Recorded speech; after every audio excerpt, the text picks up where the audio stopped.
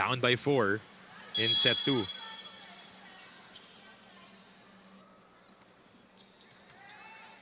Mondoñedo goes middle to Gagate, picked up by Maraguinot. It'll have to be Gervina to set up the Guzman. Back with next lead. Jaja back sets. Martinez attack was dug by Santiago. Arroyo goes up and kept alive. Lumahan with a track down, and we play on. Gagate, no. Next lead doing a great job defending. Still on. Walang hulugan. This is a long rally alert. Arroyo. Saradong-sarado ni Gervina in this sequence. Martinez trying to outsmart. This is the longest rally so far of the match, and it ends. I mean, what's new, right? No, exactly. She Yeah. has redefined or Uy! helped redefine Rivero. Kyle Negrete. No way. No way. So there's a tendency to forget about those drop balls.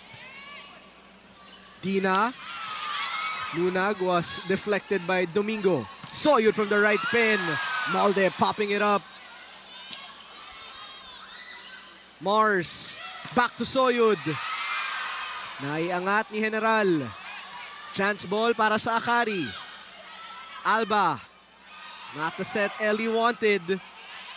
Dina will give Tobino a try. It's still in play. Soyud na naman. Right to the last second, Dina Wong. Mitchum from the back row. Back set, Smith from the right pin. And they cut this lead down to 1. At the time for Marley Smith to go all out to score in the crucial moments of the game. 10 points. But they want to extend the match more than anything. Martinez from the back. It's good. Category. Wow. That was a great serve, though. Oh, so smart.